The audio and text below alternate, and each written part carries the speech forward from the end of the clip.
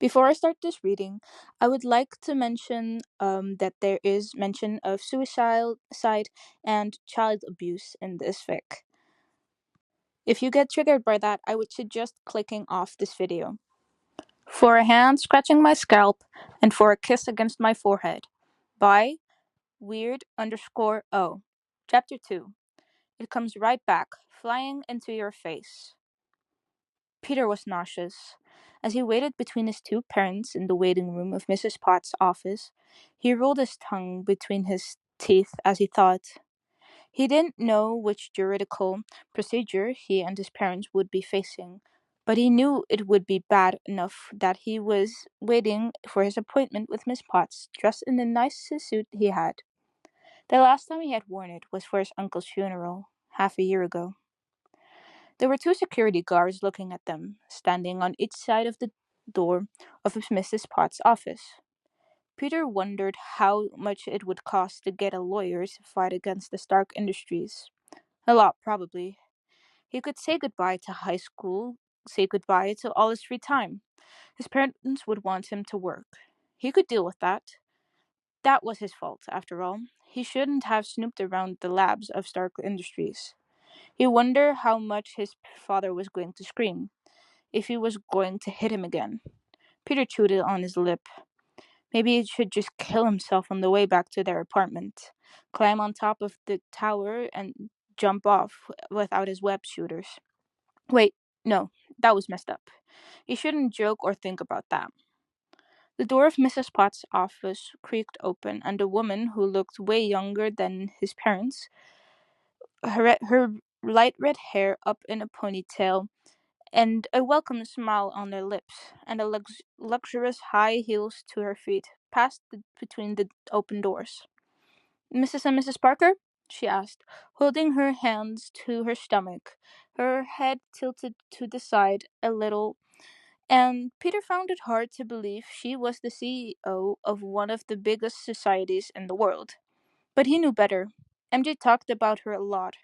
Virginia Potts surely was one of the biggest feminist inspiration of their time, an example for every woman, even if she was ridiculously rich, which MJ was not really a fan of. "It's us," his mother said, getting up and tapping his shoulder, maybe harder than she needed to, a tight smile on her lips. His father got up too, body heavy and brusque, too unfit for the delicacy and luxury of the place. Peter's cheeks were colored red. He was embarrassed. Embarrassed to be here. Embarrassed by who he was here with. "Please come in," Miss Potts smiled. She didn't look like someone who was about to sue you for thousands of dollars. Peter's head was quiet for a second as he followed his parents in her office. Maybe he needed to stop assuming things about people, he thought, when he discovered with horror Tony Stark sitting in an expensive rotating chair, turning his back to them, looking at a New York city underneath them. The city expanding for miles and miles. Peter was done for. Under other circumstances, he would have really been happy to meet the man. Peter realized now that he was sitting in front of the genius, cheeks red with embarrassment. He wished he could ask him questions. He wished he could understand how the man was, when he wasn't his Tony Stark attitude in front of the camera or behind the desk of his office. Because Peter was almost sure the man was not the narcissistic player he showed the world. Not when he had them almost died protecting New York from aliens. Some people said he was only trying to save his own butt. But his father said it. But Peter didn't believe so. "So," Miss Potts started from behind her laptop, "I know that you have been called here without much information and extremely quickly, and you see me very sorry about it." "We are the sorry ones," his mother almost interrupted, and Peter cringed, his head huddling between his shoulders. He wanted to scream. It was obvious that the woman wasn't done talking. Why would his mother start speaking? Miss Potts held up one hand into the air, asking for silence. The mouth of his mother clapped shut. "Thank you. As I was saying, you don't have much of elements to understand the situation here. But as you I've been told over the phone Peter was here for a field trip with his school, Midtown School of Science and Technology. She marked a pose. At 3:22 of the afternoon, Peter left his class during a group activity, an activity he did very quickly and alone, saying he needed to go to the bathroom. He came back 10 minutes later and walked with some friends who were also done with the activity. She marked a small pose again, looking up from a laptop. But he didn't spend time away from the group in the bathroom. He spent time resolving one of the math questions our team had been working on for more than 2 weeks now without any success. He resolved it perfectly, which piqued our interest. There was a silence, and Peter frowned, confused. "Ah!" came Tony Stark, loud and cutting through the silence, making Peter jump in a seat. "You should see your faces. Amazing. All the world's confusion is concentrated in your three faces. Loving it," he smirked from behind his red-tinted sunglasses, making his rotating chair roll from right to left and left to right lazily. Peter's face was burning. "What she meant is that you are not in trouble," he said, looking at Peter. "In fact, you are just won the lottery, kid, because I really want to know how a high schooler could figure out what our best engineers couldn't." There was more silence, and Miss Potts sighed. Peter felt like she probably would have slapped the man over the head if she could. "What Mr. Stark meant is that we are not engaging in any juridical procedure." Peter's shoulders were suddenly much more relaxed than before, and he let escape between his teeth the breath he didn't know he was holding. He knew that next to him his parents were the same. He hated it. Mr. Stark was looking at them, a hand over his mouth, holding his head, smiling as if he just really thought it was funny. "Instead, we are thinking of a mentorship here at Stark Industries." Peter stilled. "Excuse me?" he said, voice a bit weak, almost breaking. "You see, it's not unusual for a CEO or head of a department to have a personal assistant who they teach the basics of the job. It can go from 1 month to multiple years, depending on the circumstances. While I already have a mentee, Mr. Stark here doesn't. We are proposing you this place." Yes, I want that," he said, breathless. Sitting up in his chair, the hand of his father suddenly clenched on his shoulder as a warning, and all his body tensed. His spidey senses screeching loudly in his head, so loudly he almost flinched, his hands gripping the velvet armrest of the seat, nails deep into the fabric. "This is a very important decision," his mother said, voice pressed and quick, nervous as it almost always was. "Well, I don't doubt that Peter is relatively clever. I don't understand why Tony Stark would be interested in him." Peter took that, the humiliation hitting him as hard as a fist in the stomach. His face was red and warm from his cheekbone to the top of his ears. He could almost feel the weird glances of Miss Potts and Mr. Stark on him. Yeah, he was wondering, too, why his parents needed to bring him down. It is, Mrs. Potts said, almost carefully. "But we take those kinds of things very seriously. If Mr. Stark never had an intern, it's because no one had, piqued his interest before." The formulation dragged a snort out of the man. "But why not take another student, someone with more experience and knowledge?" his mother insisted, and her hands was now on Peter's shoulder. The boy wanted to run away from their touch, their words crawling underneath his skin like spiders. "Listen," Mr. Stark said, "this boy managed to find out in 10 minutes what a team of 11 graduated and experienced engineers couldn't in 2 weeks. He's clever. I want him. That's the end of it. This is a lifetime opportunity. So either you take it and everything works out for him, because even if I end up keeping him 1 month, it would really look really good on his resume.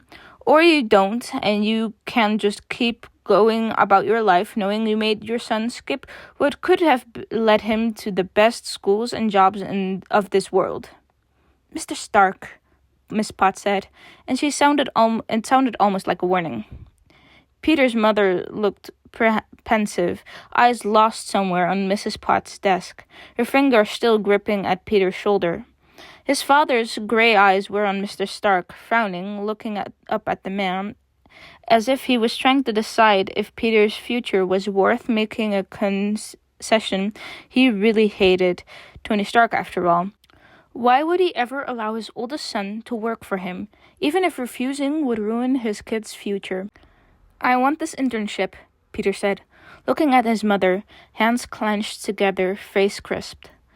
"I will keep up with my grades. I will be good. I will do as you want, but please," he said, almost whispering from the plea from the top of his lips. So pressed to have her agree that he ignored how the words were bruising his mouth. His mother looked conflicted.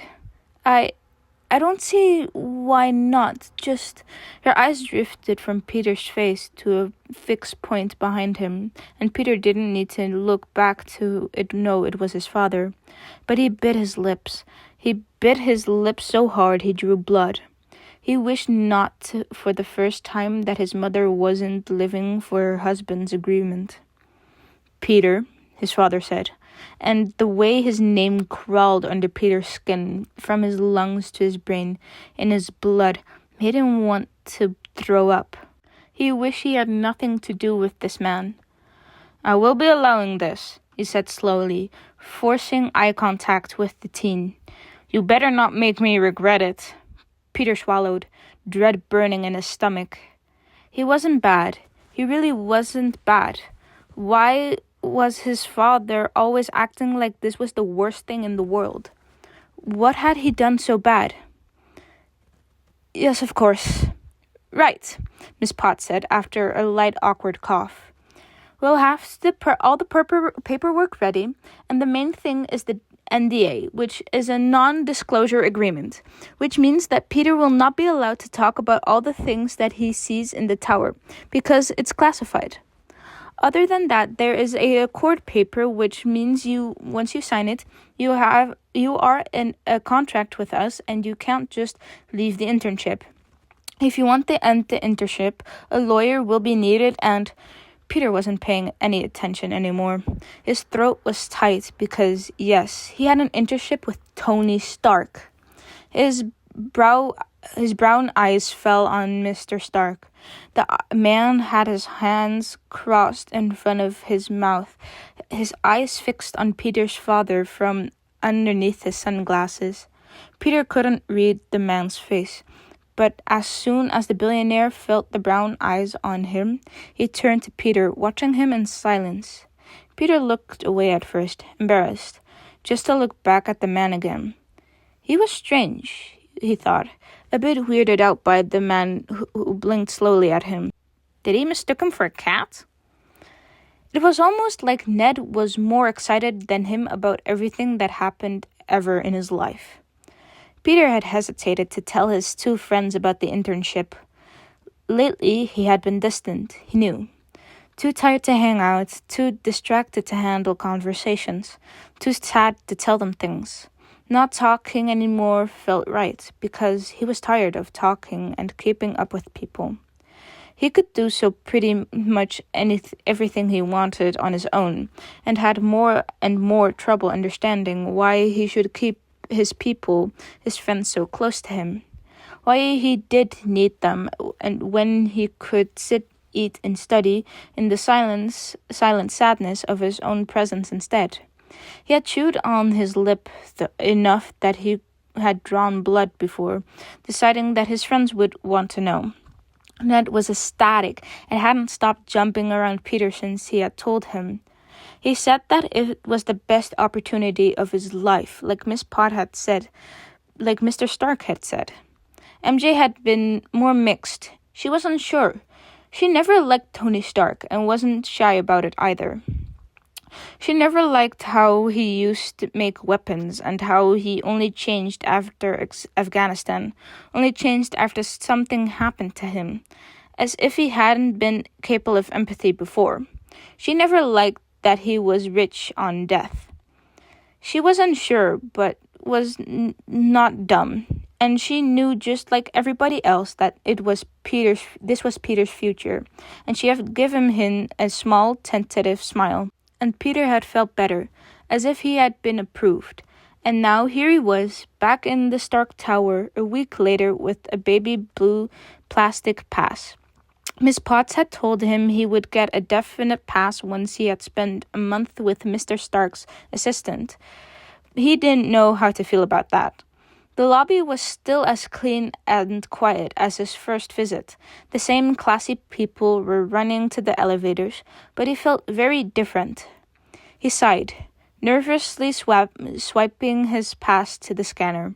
He was so anxious he could feel his organs twist in his stomach. His breath stuck to his tongue and his blood pounded in his head. Lovely.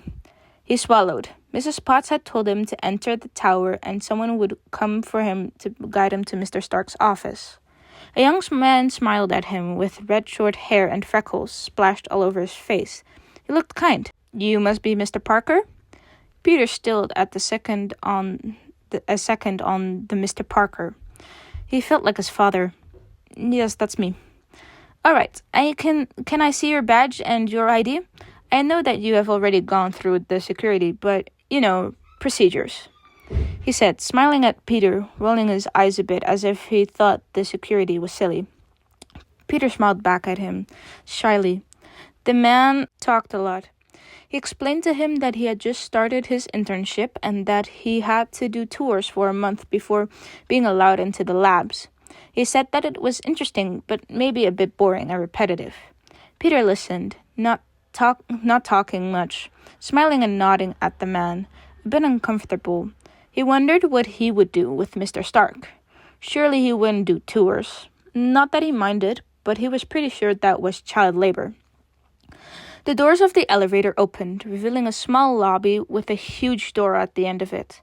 On the right, the walls were made of glass, revealing the city for miles and miles. The buildings were piled on top of one another, and for so much distance that always gave Peter vertigo. He didn't know if he would ever get used to this view, even if he was Spider-Man. Mr. Stark is waiting for you, his guide said with a smile. Good luck, kid. He smiled at the younger, head tilted to the side, patting his right shoulder quickly. Peter cringed under the touch. His guide had left, and he was all alone now. His hand rolled on the cold handle of the door as he hesitated a bit and bit his bottom lip, chewing on it silently as he thought. It was funny how his brain was making him sweat and stress for this, but not when a knife was sticking out of his side. Perhaps it was because he was more used to the knife. Peter took a short breath and pushed the door open to the office. The man had his back turned to him, in a rotating chair similar to the one he had been sitting in a few days before, during their first meeting. And Peter felt a strange sense of comfort in that. The man was extra dramatic, making his chair roll on itself slightly, as if he was tired of waiting. Maybe it was, Peter thought. It was funny how the scene looked like it was out of a comic or a movie, how deep into his role Mr. Stark was. I was wondering how much longer we're gonna look at that door, Mr. Stark said, turning his chair, a small smirk on his lips. He wasn't wearing his glasses, and the jacket of his suit was a bit undone. Undone enough that Peter could see the white shirt of the man was wearing a dumb joke about programmers sewn into the fabric. He had oil on his fingers, and he looked far from the classy figure the press had portrayed.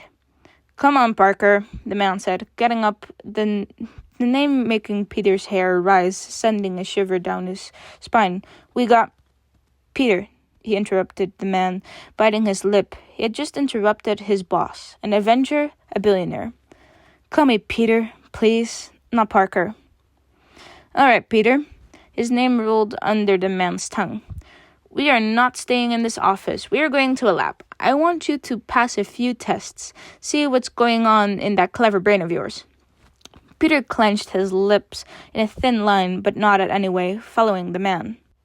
The lab Mr. Stark led them to was huge, just like the office and the lobby. It had a large glass windows opening the room to the city. The room was clean, weirdly so.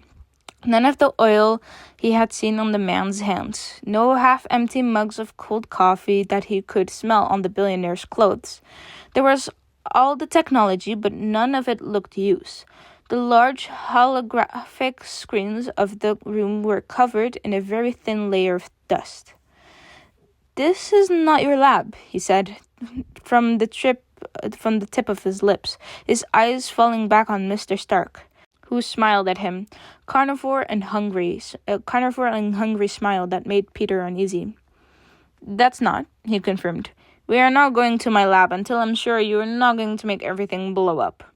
Peter hummed an affirmation, his eyes running on the high technology. Mr. Stark was saying that, but Peter knew it wasn't true.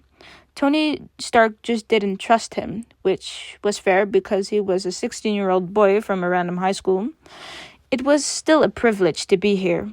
He would do everything to keep this place. "Let's start by the tests, shall we?" Mr. Stark asked, his voice almost cooing, as if he thought the situation was extremely funny. Maybe it was to him. Peter's hands clenched a little as he walked towards the man. That was chapter 2. I hope you all enjoyed. I think this is the second upload of this week. I know I didn't upload last week. That is my fault. I don't have excuses. I don't give excuses. But consider it as a present that instead of last week that I just uploaded one video, I uploaded 2. I hope you have a good day and a good night.